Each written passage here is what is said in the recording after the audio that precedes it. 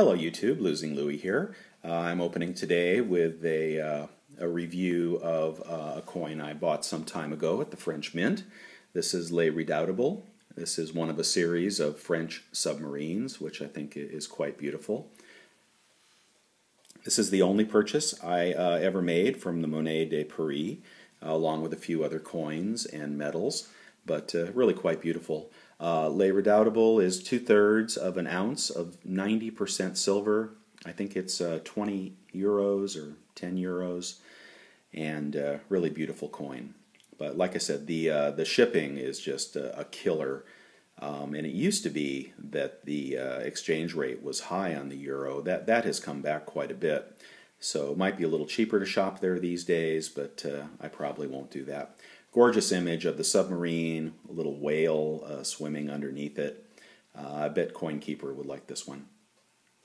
But the subject of this video is not about French coins. I've done a little bit of research lately. Before I get to that, I wanted to tell you that the Star Trek 2-coin teleporter set, while it's sold out at Perth Mint, I just got an alert from Gainesville Coins that they are selling the 2-coin set for $200. There did not appear to be an order limit. I bought a couple. So if you want to shoot over there quickly, you might be able to get that Star Trek teleporter set. The subject of this video is first about the Lunar 1 series. So I recently thought about putting together a Lunar 1 series, and I went about looking at resale prices on eBay as of a couple weeks ago. And as you can see, they range, the rabbit is 65, the dragon is 65, snake is 60, horse 50, monkey 65, dog 58, pig 70, tiger 70. So, you know, between $50 and $70. Add up all 12 coins, they total $748. So I thought that, you know, assembled, they clearly might be worth more than that. And while you can find them on AppMex for $1,200, you know, I saw them selling as a set as cheaply as $650. So before I go and assemble this set and expect to make money, I think it's worth noting that those in a really nice wooden box have sold as much as $1,200. Those without a box have sold as little as $650, and anywhere in between.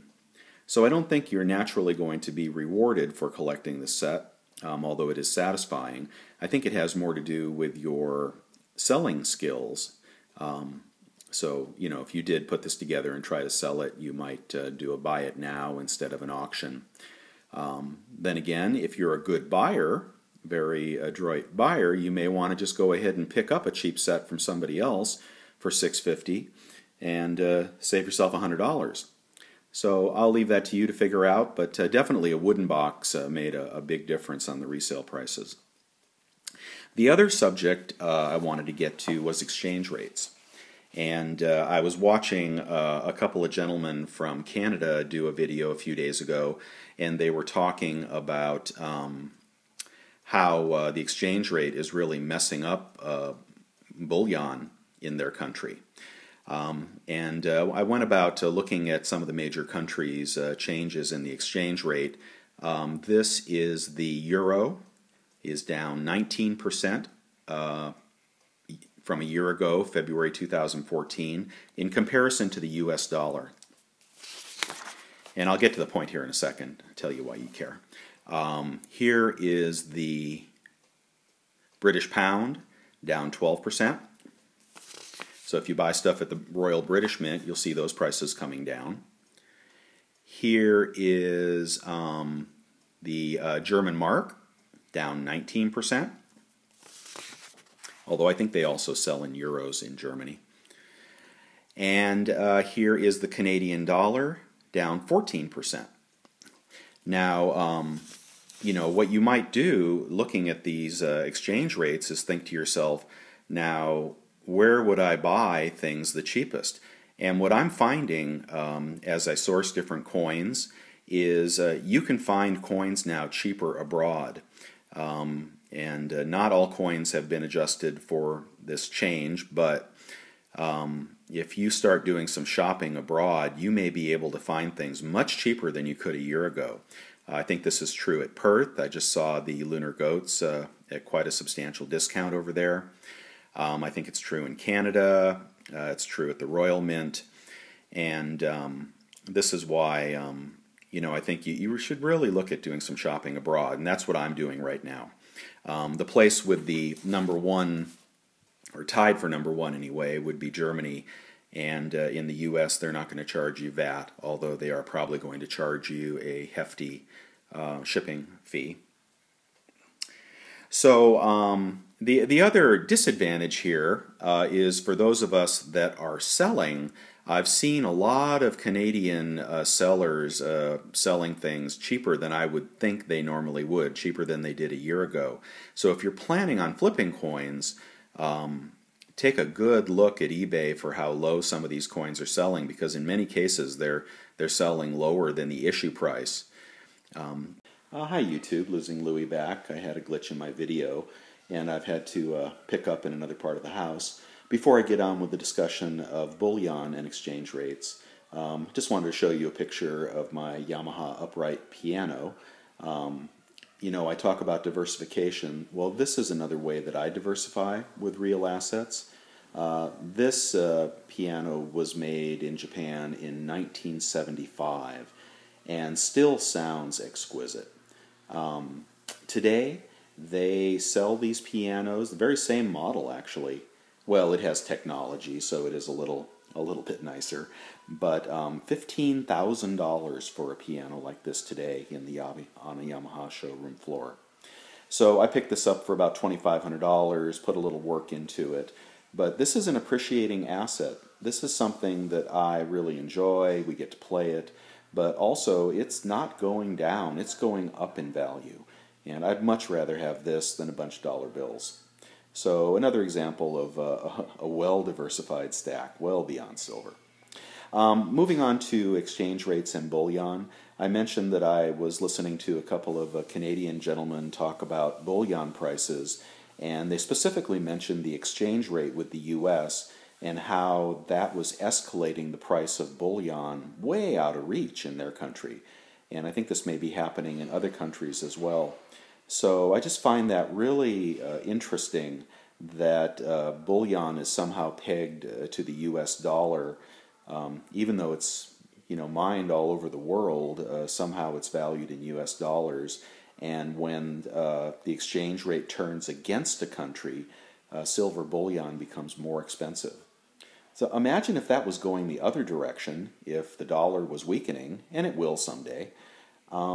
And bullion was getting cheaper in other countries. Well, then they could buy it and they could resell it into our market. That would bring our prices down.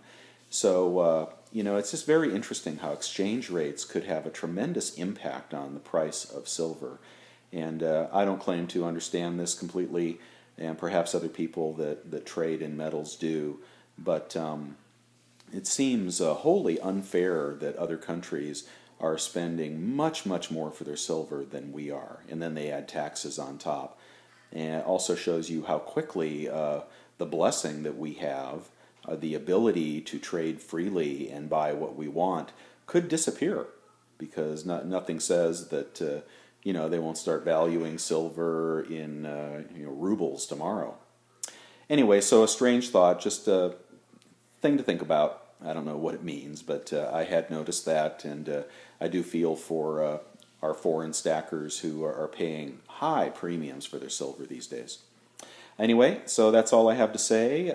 Lots of topics today. Thanks for bearing with me. Losing Louie signing out. Have a great day. So I set about the task of trying to confirm what I suspected.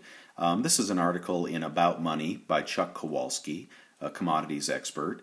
And what he says here, paraphrase, is that commodities are priced in U.S. dollars, and there is generally an inverse relationship between the value of the U.S. dollar and the price of commodities.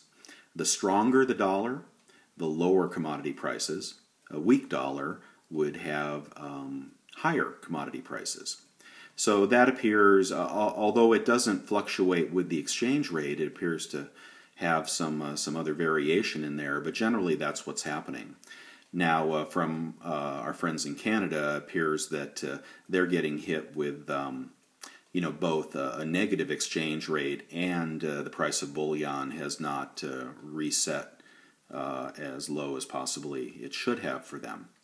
So I also have to wonder if the decline in silver prices over the last year has more to do with the strengthening of the dollar than anything else. And then you might also wonder, what would happen if the dollar started to weaken, which it will eventually. Well, that could increase the price of silver and gold.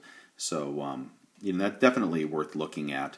I do feel for our foreign stackers that are stuck with a really negative exchange rate right now, and then often government taxes as well. It shows just how lucky we are here in America to have the position of having the dominant currency, and that may not last forever. So, if you woke up tomorrow and silver and gold were denominated in a basket of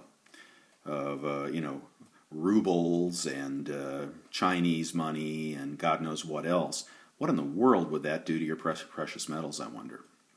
So definitely worth keeping an eye on. There's more going on here than we typically talk about. And I will close it there. My head is starting to hurt. So if anybody wants to add anything to this discussion, please do. I'd love to learn more about this. You guys have a great day. Losing Louis signing out.